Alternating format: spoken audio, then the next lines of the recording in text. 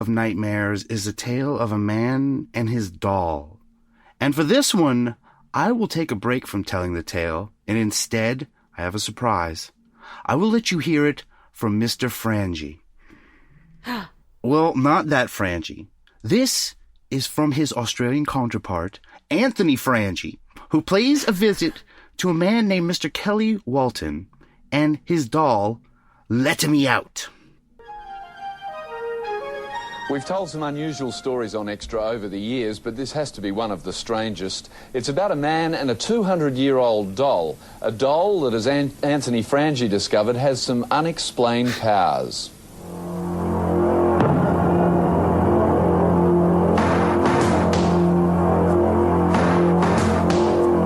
This would have to be the strangest story I've ever covered. A doll that's possessed? I'm here to see about the doll. You're not the only one. Come on in. All right. Could this be the devil at work? There are reports of women screaming, dogs running amok, and even grown men shying away. When people come near this doll, they feel strange, don't they? Some people, yeah, feel really strange. Kerry Walton found the doll in an abandoned house, and he named it Leda after hearing a voice calling, "Leda me out." When we were little kids, we wouldn't go near this house because we'd always been told there was a guy that used to live in there years ago that used to murder people. And when I got the courage when I was about 24, I think it was, I went in and I got underneath the house to look for bottles, actually, at first. It was in the night time. And I shone the torch on him. I thought it was a little kid in the corner dead. This 200-year-old doll has been part of Kerry's family for over 20 years, during which some very strange things have happened. Dogs hate him. Dogs just don't like him. Cats don't take any notice, but every dog that he goes near is petrified of the doll, attacking. Yeah, so this is the doll named, you heard it, Let Me Out. And I would like you guys to look up what this doll looks like as we start talking. That's, of course, L-E-T-T-A, Let Me Out, because that is what the doll told him. Now, to tell him the story. As a young man, he was scared of a murder house in Australia. There, as Raymond has told me, there are many murder houses in every neighborhood. Oh, this dude... This neighborhood? doll... Ew. This doll can fuck off, dude. This doll is... Okay. This doll's God ugly. Damn it. This is really... Yeah, super... Oh, God, this is the worst. Why'd you do I thought this? that Robert the doll was creepy. This is...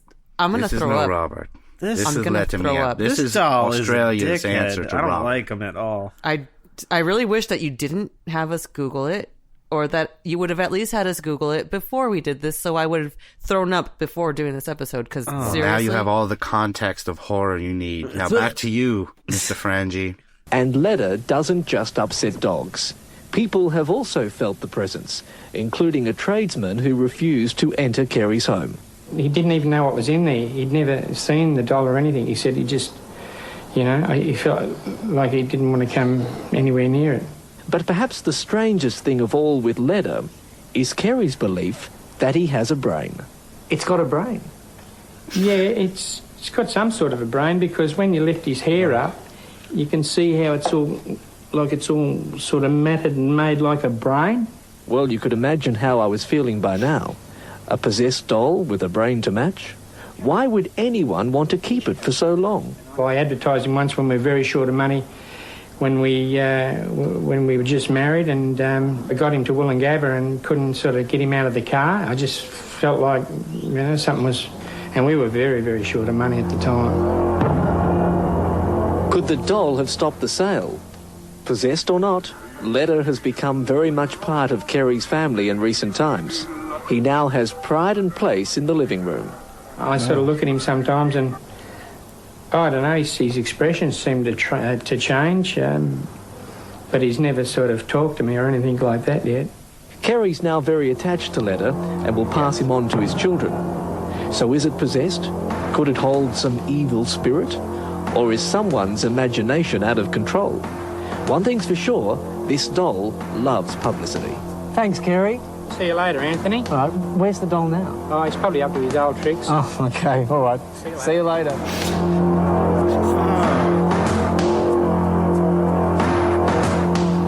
It's in the car with him.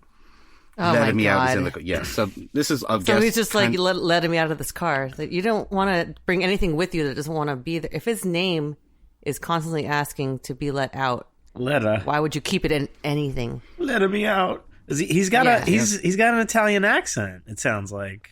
Oh, that's what I was expecting. Yeah, I mean, literally, his name, the last name is like me and out. It's on the play on things. It is believed that Let Me Out is 200 years old and that she was made somewhere in Romania or Eastern Europe. And maybe Letta just speaks with that accent. And did you notice how he said, the doll doesn't talk to me yet? As if he is expecting. And this doll is, and you guys have seen what this looks like. It is part of his family. I can't stop looking at it. I can't stop looking at it. It's seriously, I'm trying not to. No matter where you are, he can see you. Letta will see you. I don't like those. And he plans on passing it down to his children. What a great legacy of a family to can have Let Me Out. He needs to be institutionalized. He's out of his mind, this guy. Rest in peace, Diane. You are ruining Halloween right now. You're making me sick. Let Me Out is quite a celebrity in Australia. I think he might even be on some of their money, I think. But here is Let Me Out and his human, Kelly Walton, on the program Midday with Carrie Ann. It is Halloween night, the annual holiday for ghosts, ghouls, and all those things that go bump in the night. So it's timing to present a story that may cause a few shivers on the spine and those little hairs on the back of your neck to stand up. Please welcome Kerry Walton, who has brought along a friend to meet in a moment, and also spiritual psychic consultant Lena. Welcome, one and all. Now, Kerry, you, some 25 years ago, found a doll, not just any doll. How spooky have you found having possession of this doll? Very spooky. Why? Just lots of funny things have happened. Why? Things falling off walls, people being afraid, people just not wanting to come into the house where he is or in the room or anything like that. Yeah, it's just very, very spooky doll. You have brought the doll. I haven't seen this yet, and Lena, our spiritual consultant, has not seen the doll and will give us a reading. Would you like to show us your doll?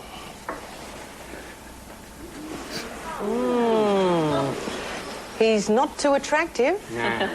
Now, what have you... Oh, what weird eyes. Yeah, as you can hear, the audience hates him. He is the worst doll ever. I mean, it looks so creepy. And I mean, honestly, at risk of inspiring the wrath of this doll, because I would never insult Robert the doll. It's too far away. This one's ugly. It's ugly. I do like Carrie Ann, though, and I added this little bit to the soundboard, the haunted soundboard. He's not too attractive.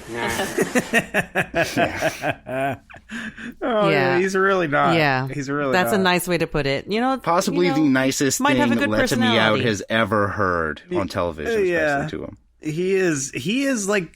He's evil incarnate. Like, if that thing was chasing you around the room, it's over, man.